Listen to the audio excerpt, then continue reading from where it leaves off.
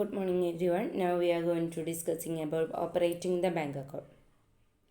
Operation of customers accounts കൊണ്ട് ഉദ്ദേശിക്കുന്നത് മണി അക്കൗണ്ടിലേക്ക് ഡെപ്പോസിറ്റ് ചെയ്യാനും അതേപോലെ തന്നെ മണി ഫ്രീക്വൻ്റ് ആയിട്ട് വിഡ്രോ ചെയ്യാനും എന്നാണ് ഓപ്പറേഷൻ ഓഫ് കസ്റ്റമേഴ്സ് അക്കൗണ്ട്സ് കൊണ്ട് ഉദ്ദേശിക്കുന്നത്. ഈ ട്രാൻസാക്ഷൻസിൽ പ്രോപ്പറായിട്ടുള്ള ഒരു ഡോക്യുമെൻ്റ് ഉണ്ടാവും അതിനെ സപ്പോർട്ട് ചെയ്യാൻ വേണ്ടി, ട്രാൻസാക്ഷനെ സപ്പോർട്ട് ചെയ്യാൻ വേണ്ടി. അതിൽ 3 എണ്ണമാണുള്ളത് ഫ്രീക്വൻ്റായിട്ട് ആൾക്കാർ യൂസ് ചെയ്യുന്നത്: പേ in slip book, check book, passbook.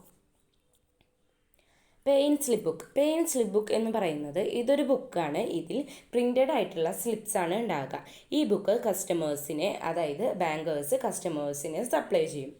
ഈ ഡോക്യുമെൻ്റ് യൂസ് ചെയ്യുന്നത് deposit cash, check, draft, bills etcetera.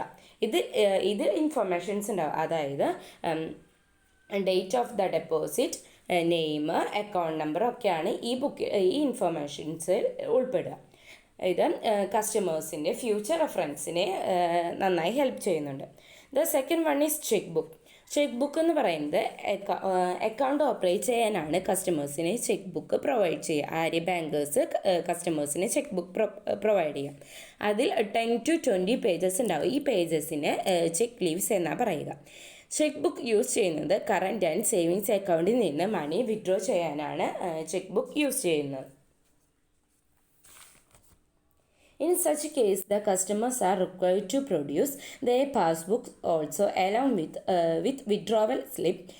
If the old checkbook is exhausted, the customers will get a fresh book by giving a requisition slip, which is already there in a old checkbook. And the third one is passbook. Passbook എന്ന് പറയുന്നത് ഇതൊരു small ബുക്കാണ്. കസ്റ്റമേഴ്സും ബാങ്ക്സും തമ്മിലുള്ള dealings record ചെയ്യാനാണ് ഈ book use ചെയ്യുന്നത്. It is A copy of the customers account of the banks account. ഇത് പർട്ടിക്കുലറായുള്ള transaction record ചെയ്യുന്നത് ബാങ്കിൻ്റെ ledger അക്കൗണ്ടിലാണ്. It always passes from the customers to bank and hence the name passbook. The passbook is helpful to the customers to verify the correctness of the bank transaction by comparing the entries in the passbook with those of the entries in such cash book. And the next point is inoperative or dormant account.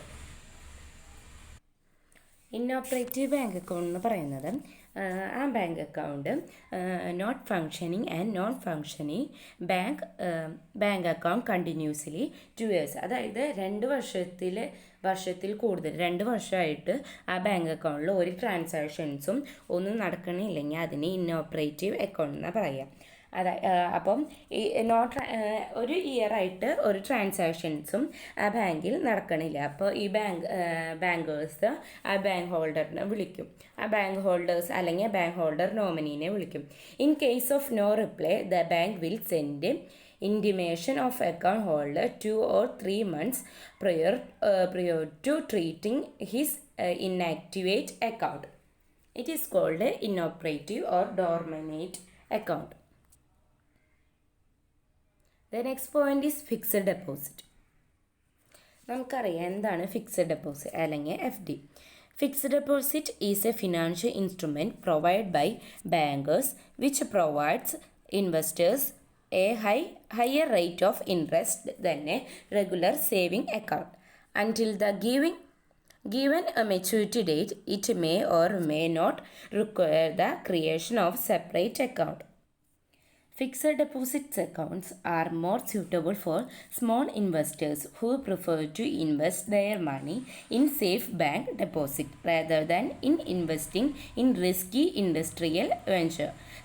These deposits are generally made with a view to earn a steady and high income on their investment. Next one is opening and operation of fixed deposit.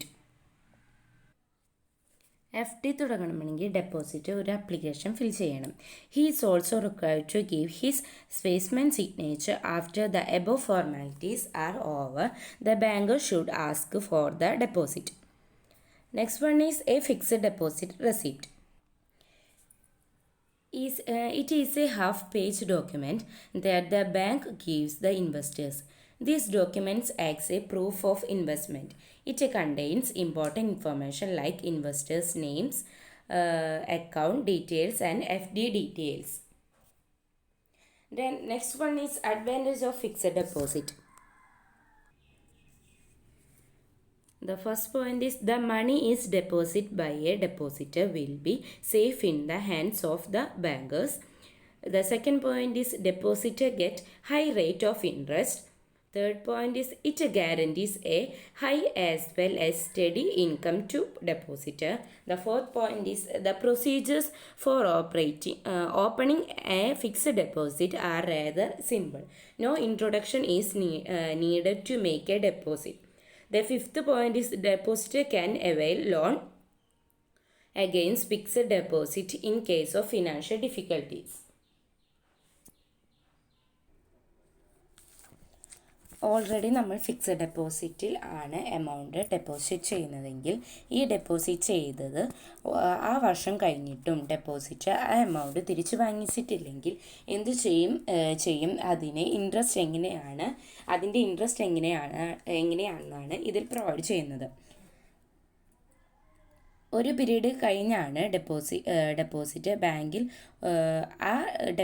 ബാങ്കിൽ ഉള്ളതെങ്കിൽ up to 14 days ബാങ്കിന് ആ ടൈമിൽ മാർക്കറ്റിൽ prevail ചെയ്യുന്ന rate of interest ആണ് FDക്ക് കൊടുക്കുക.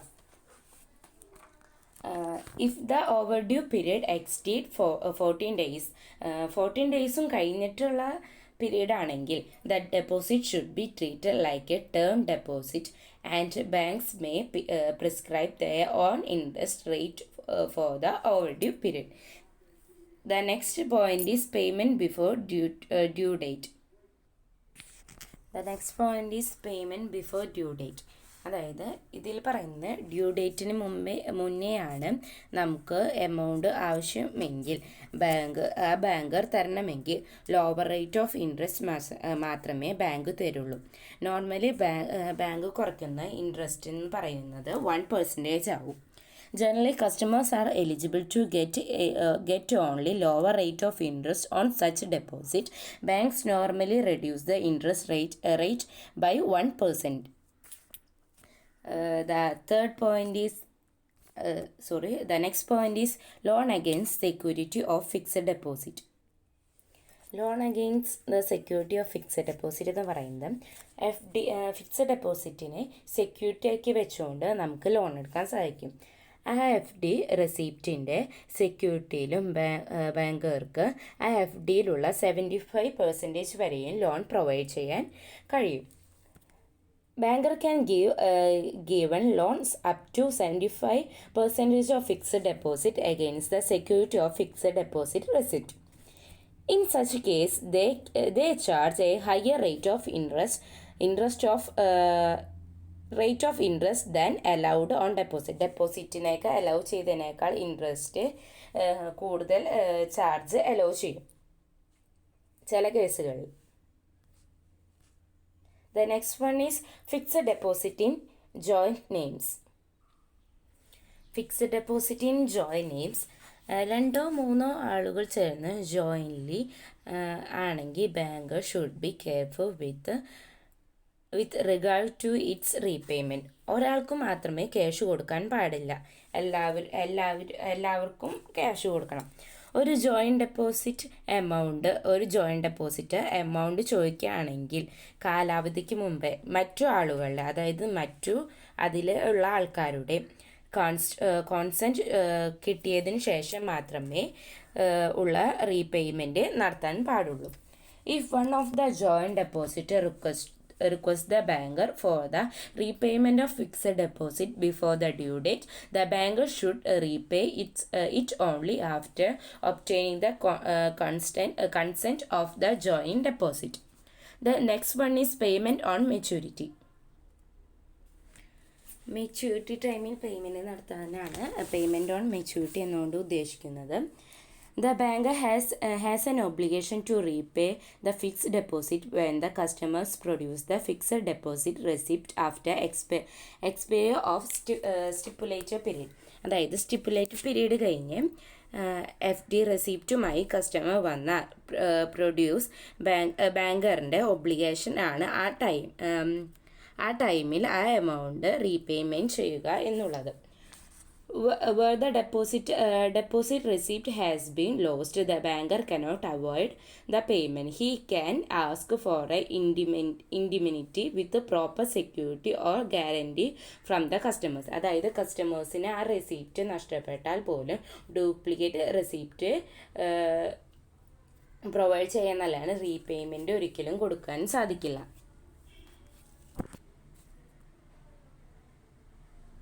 Thank you.